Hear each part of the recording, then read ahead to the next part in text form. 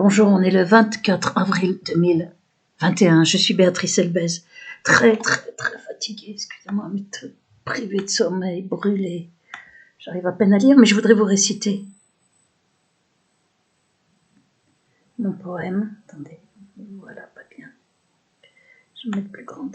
24 avril 2021, mon poème L'Enfer, écrit en juillet 2016, et je les récite, je vous les remets sur la chaîne Le Poète Persécuté, et je fais une playlist chronologique telle que présentée dans mon recueil de poèmes qui est là, qui est quasi bloqué en vente, une vente depuis une vente en 5 mois et demi, 4 ventes en 1 an et demi depuis janvier 2020, hein, en 16 mois exactement, presque 1 an et demi, il n'y aurait eu que 4 ventes, alors qu'il est qualifié de chef-d'œuvre ce recueil, et que mon affaire, j'en parle partout, par vidéo, je récite des poèmes à la fin.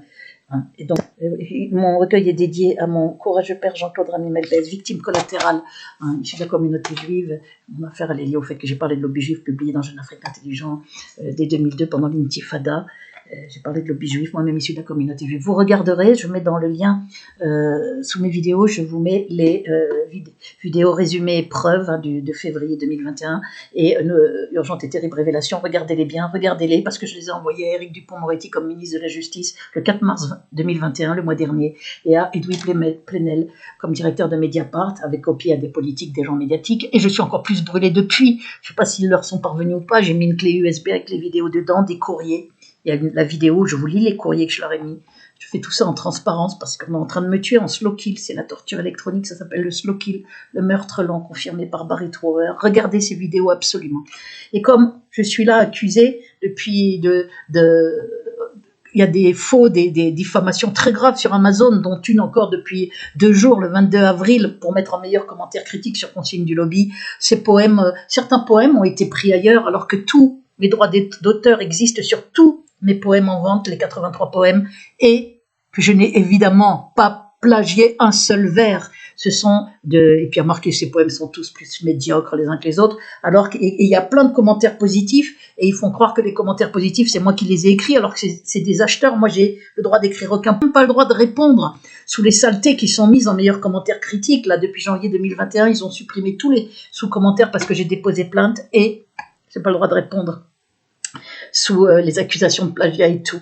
Et Amazon refuse d'enlever. Là, aujourd'hui, ils m'ont répondu non, ce commentaire ne contrevient pas nos règles. Donc, leur règle d'écriture, c'est d'autoriser la diffamation. Je vais faire un réquisitoire supplétif, c'est des gens en plainte avec partie civile pour les faux avec usurpation d'identité, pour les graves obscénités, faire éjaculer, papouiner, ignoble putain, tout un tas des faux pour faire croire que je demandais les cartes bleues. Avec mon nom, Béatrice Elbez, des faux commentaires. C'est ça le lobby sur Amazon. C'est des consignes qui sont données de la suite du lobby, Sarkozy et les siens, qui est aux manettes dans mon affaire. Je suis pas du lobby judéo-nazitionniste, des consignes qui sont données à Amazon France pour casser mon recueil, me faire passer pour une folle, faire croire que j'ai plagié. On veut me déposséder de 1/4 des siècles de poésie, de 98 à 2021, ça fait 23 ans. Donc je vais pas me laisser faire, donc je vous fais connaître mes poèmes. Et donc du coup, avant-hier, ils ont mis un commentaire dégueulasse, pour faire croire que les commentaires élogieux, c'était pas de moi, pour dire certains poèmes ont été pris ailleurs. Ah bon? Où? Faut nous dire les noms d'auteurs, on attend? Quels auteurs j'ai recopiés? C'est ignoble. Le lobby n'a plus de limite dans ses diffamations, dans ses méthodes. Et pendant ce temps, on me brûle, on veut que je me crève en passant pour une folle après ma mort. Et en plus, me piquer ou me piller mon recueil de poèmes qui est dédié à mon courageux père, Jean-Claude Ramy-Melbès. C'est lui qui est issu de la communauté juive antisioniste aussi et qui est grave victime collatérale parce qu'il voulait m'aider dans mon affaire. Il connaissait les droits parentaux déchus, etc. Regardez.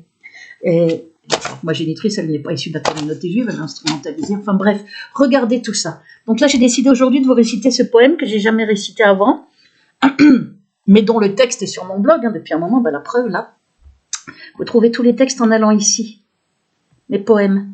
Et quand vous avez un encart, la connexion n'est pas privée ou je sais pas quoi, cliquez sur paramètres avancés, c'est pour vous faire peur. Mon Overblog m'a confirmé la semaine dernière que mon blog était totalement sécurisé. Bon, donc maintenant, je vais vous lire ce poème que j'avais illustré avec cette photo. L'enfer. Celui-là a été écrit en 2016. Il avait beaucoup ému une personne qui a fait un commentaire. Elle a dit qu'elle avait été émue aux larmes. On parle de profondeur remarquable aussi dans mes poèmes, de génie poétique, de puissance. Donc, je vais vous lire ce poème. C'est vrai que je l'aime beaucoup. Et je les aime tous, hein, ceux que j'ai écrits, sinon je les aurais pas publiés. Je vais vous le lire, mais j'espère que je vais arriver à vous le lire, parce que là, j'y vois carrément plus rien. Je suis comme si j'étais aveugle. Tellement je suis fatiguée, et tellement les brûlures, ça abîme la vue, ça fait baisser la vue, c'est horrible. Les brûlures par micro-ondes. Ça passe sous le derme, donc il n'y a pas de trace de brûlure. Bon, allez, je lis. Regardez toutes les vidéos dans le descriptif sous la vidéo. Déroulez le lien et regardez les vidéos. Parce que dans les commentaires sous la vidéo, les faussaires, ils viennent, ils suppriment des commentaires. Et abonnez-vous à ma chaîne Le Poète Persécuté. Vérifiez votre abonnement. Parce qu'il y a 100 et quelques, alors qu'il y a presque 7000 sur la chaîne principale et qu'il y en a 10 fois plus en vérité. Donc, ils sont en train de bloquer pour mettre très très peu de vues, qu'on ne connaisse pas mes poèmes. Et moi, je veux qu'on les connaissent, parce que je risque de mourir d'un arrêt cardiaque ou quelque chose, tellement on est en train de me détruire par privation de sommeil et par brûlure par micro-ondes ciblées. Je suis malade, me tiens enflammée, je buvais pas, je fumais pas, et bruit énorme qui met très fort, c'est d'une violence, d'une cruauté pour me priver totalement de sommeil. Et j'ai donc écrit aux autorités il y a un mois, à Éric Dupond-Moretti comme ministre de la Justice, à Edoui Plenel et à d'autres.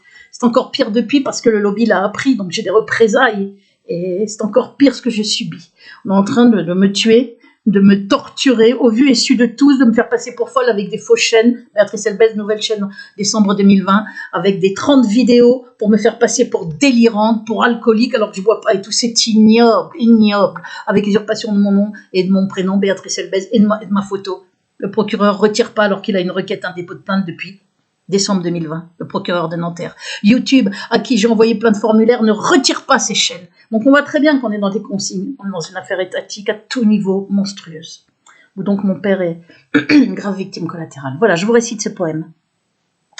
L'enfer. Et je vais vous faire des vidéos sur ma chaîne principale, où je réciterai 10 poèmes par vidéo. Comme jusqu'au 11 juin, je suis obligée de faire super gaffe, puisqu'il y a un avertissement. Je vous réciterai donc mes poèmes pour que vous les connaissiez. 10 par vidéo, il y aura vidéo 1, vidéo 2, vidéo 3, voilà. Parce que comme là-bas, il y a quasi 7000 abonnés, ils ne pourront pas mettre 31 vues, ça va être plus difficile. Mais abonnez-vous à ma chaîne Le Poète Persécuté. Je vous ai fait une liste chronologique, comme présentée dans mon recueil, puisque ça va de 98 à 2021, et j'insère au fur et à mesure, de façon chronologique, les poèmes. Comme ça, vous verrez la progression et la métamorphose avec la persécution. Voilà. L'enfer, ça c'est en 2016, donc il y a 5 ans. Là, on était déjà bien dans l'horreur, puisque la torture électronique, je la subis depuis novembre 2013. Et la persécution a commencé fin 2002. Oh, regardez tout ça dans les liens. J'essaie de réciter avec la voix enrouée. Et je vous montre le texte, hein, puisque des gens ont peur de cliquer. Mais cliquez sur paramètres avancés, il ne vous arrivera rien du tout. L'enfer. L'enfer. Ah, parlons-en de cette terre que tu prends pour un paradis, t'imaginant un autre enfer pour ceux qui se sont mal conduits.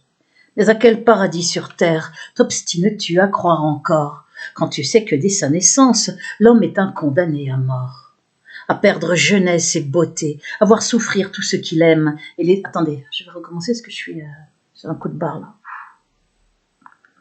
La fatigue, les brûlures, les privations de sommeil, quelque chose d'atroce. On me vole ma vie, je suis en survie là. Donc je vous mets le texte et qu'est-ce que je voulais vous dire d'autre? Un truc important. Oh, je sais plus ce que je voulais vous dire. Là je vous le mets. L'enfer. Ah, parlons-en de cette terre que tu prends pour un paradis, t'imaginant un autre enfer pour ceux qui se sont mal conduits.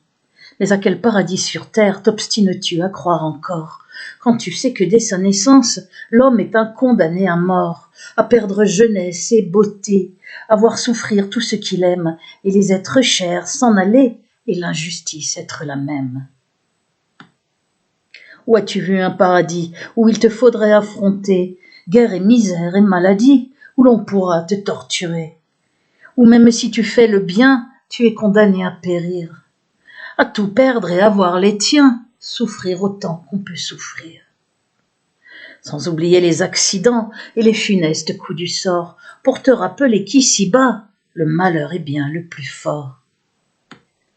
Et voilà la dame vieillesse, sur son bâton courbé en deux, pour bien te montrer la traîtresse, que tu n'es rien devenu vieux.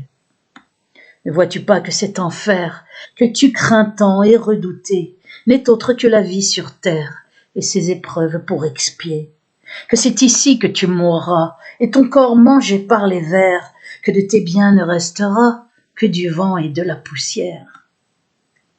Qu'ici-bas point d'égalité, d'éternité, de récompense, quand le destin vient décider des formes de ta pénitence.